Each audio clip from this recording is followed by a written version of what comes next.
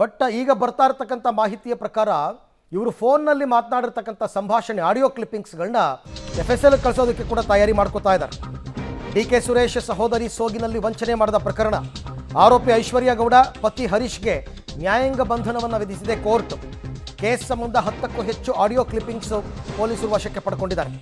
ಯಾರ್ಯಾರ್ದು audio ಅಂತಂದರೆ ಐಶ್ವರ್ಯ ಗೌಡ, ವನಿತಾ ಆ jewellery shop owner ಮತ್ತು ನಟ ಧರ್ಮ ನಡುವಿನ ಆಡಿಯೋ ಸಂಭಾಷಣೆ. ಐಶ್ವರ್ಯ, ವನಿತಾ ವಾಯ್ಸ್ ಸ್ಯಾಂಪಲ್ಸನ್ನು ಪೊಲೀಸರು ಪಡಿತಾರೆ. ಧರ್ಮ ಬಂಧನದ ಬಳಿಕ ಆತನ ವಾಯ್ಸ್ ಸ್ಯಾಂಪಲ್ ಕೂಡ ಪಡೆಯೋದಕ್ಕೆ ಸಿದ್ಧತೆ ಮಾಡಿಕೊಂಡಿದ್ದಾರೆ. ಆ ನಂತರ ಆಡಿಯೋ ಮತ್ತು ವಾಯ್ಸ್ ಸ್ಯಾಂಪಲನ್ನು FSLಗೆ ರವಾನೆ ಮಾಡಿ ಖಚಿತ ಮಾಡ್ಕೋತಾರೆ ಇವ್ರದ್ದೇನೋ ವಾಯ್ಸು ಅಲ್ವಾ ಅಂತ. ಈ ಸಂಭಾಷಣೆಯಲ್ಲಿ ಮಾತನಾಡಿರ್ತಕ್ಕಂಥವರು ಐಶ್ವರ್ಯ ಗೌಡ, ವನಿತಾ ಮತ್ತು ಧರ್ಮ ಅಂತ ಕನ್ಫರ್ಮ್ ಆಗಬೇಕು ಅವರಿಗೆ. ಅದಕ್ಕೋಸ್ಕರನೇ ಸ್ಯಾಂಪಲ್ಸನ್ನು FSL ಕಳಿಸ್ತಕ್ಕಂಥದ್ದು. ಬಟ್ ಇನ್ನೂ ಧರ್ಮ ನಾಪತ್ತೆಯಾಗಿದ್ದಾರೆ. ಆತನ ಮನೆ ಮುಂದೆ ಈಗಾಗಲೇ ಪೊಲೀಸರು ನೋಟಿಸ್ ಅಂಟಿಸಿ ಬಂದಿದ್ದಾರೆ. ಆತ ಬಂಧನ ಆಗಬೇಕು, ಆ ನಂತರ ವಾಯ್ಸ್ ಸ್ಯಾಂಪಲನ್ನು ಪಡ್ಕೋಬೇಕು.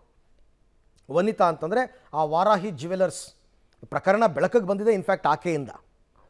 ಈ ಬಗ್ಗೆ ಮತ್ತಷ್ಟು ಮಾಹಿತಿ ನನ್ನ ಕೊಲೀಗ್ ಉಮೇಶ್ ಅವರಿಂದ ಪಡ್ಕೊಳ್ಳೋಣ. ಉಮೇಶ್, ಈಗ ಏನೇನು ಸಾಕ್ಷ್ಯಾಧಾರಗಳನ್ನು ಪೊಲೀಸರು ಕಲೆ ಹಾಕಿದ್ದಾರೆ, ಈ ಪ್ರಕರಣದ ತನಿಖೆ ಯಾವ ಆಯಾಮದಲ್ಲಿ ನಡೀತಾ ಇದೆ ಇವಾಗ ಅಂತ?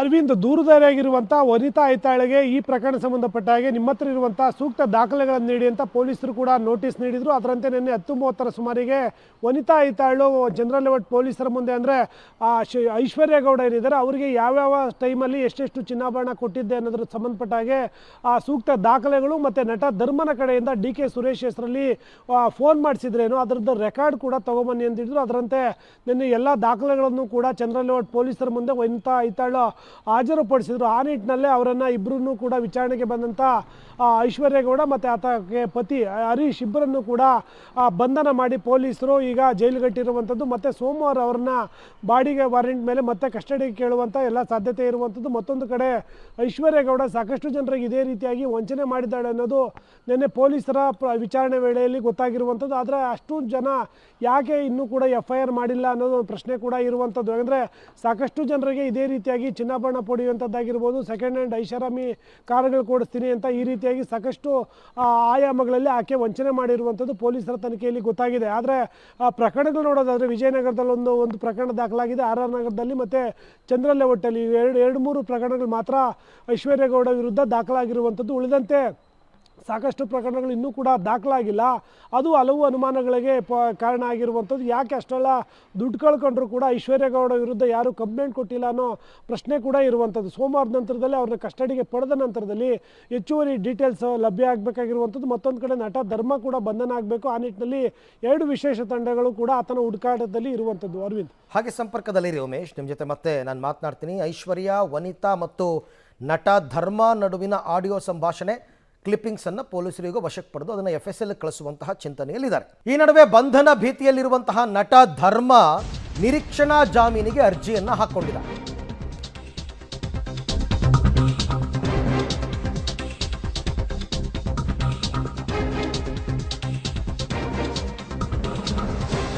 DK ಸುರೇಶ್ ಸಹೋದರಿ ಹೆಸರಿನಲ್ಲಿ ವಂಚನೆ ಮಾಡಿದ ಪ್ರಕರಣದಲ್ಲಿ ಬಂಧನ ಭೀತಿಯಲ್ಲಿ ನಿರೀಕ್ಷಣಾ ಜಾಮೀನಿಗೆ ನಟ ಧರ್ಮ ಅರ್ಜಿ ಹಾಕ್ಕೊಂಡಿದ್ದಾರೆ.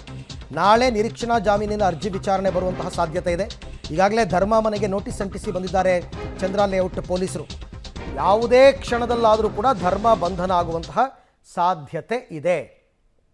ನೋಟಿಸ್ ಅಂಟಿಸಿ ಬಂದಿದ್ದಾರೆ. ಬಟ್ ಆತ ಈಗ ನಾಪತ್ತೆ. ನಿರೀಕ್ಷಣಾ ಜಾಮೀನು ಸಿಗೋ ತನಕನೂ ಕೂಡ ಆತ ಎಲ್ಲೂ ಕಾಣಿಸ್ಕೊಳ್ಳಲ್ಲ ಅನ್ನೋ ಲೆಕ್ಕಾಚಾರದಲ್ಲಿ ಈಗ ನಾಪತ್ತೆಯಾಗಿದ್ದಾರೆ. ಬಟ್ ಪೊಲೀಸರೇನು ಬಿಟ್ಟಿಲ್ಲ. ಪೊಲೀಸರು ಕೂಡ ಆತನಿಗೋಸ್ಕರ ಸಾಕಷ್ಟು ಹುಡುಕಾಟವನ್ನು ನಡೆಸಿದ್ದಾರೆ. ಯಾವುದೇ ಕ್ಷಣದಲ್ಲಾದರೂ ಕೂಡ ಧರ್ಮ ಬಂಧನವಾಗುವಂತಹ ಸಾಧ್ಯತೆ ಇರೋದ್ರಿಂದನೇ ಈಗ ನಿರೀಕ್ಷಣಾ ಜಾಮೀನಿಗೆ ಆತ ಅರ್ಜಿಯನ್ನು ಹಾಕ್ಕೊಂಡಿದ್ದಾರೆ. ಇದು ಕೂಡ ವನಿತಾ ಅವರು ಕೊಟ್ಟಿರ್ತಕ್ಕಂಥ ದೂರಿನ ಆಧಾರದಲ್ಲಿ ತನಿಖೆಯನ್ನು ಪೊಲೀಸರು ನಡೆಸ್ತಾ ಇದ್ದಾರೆ.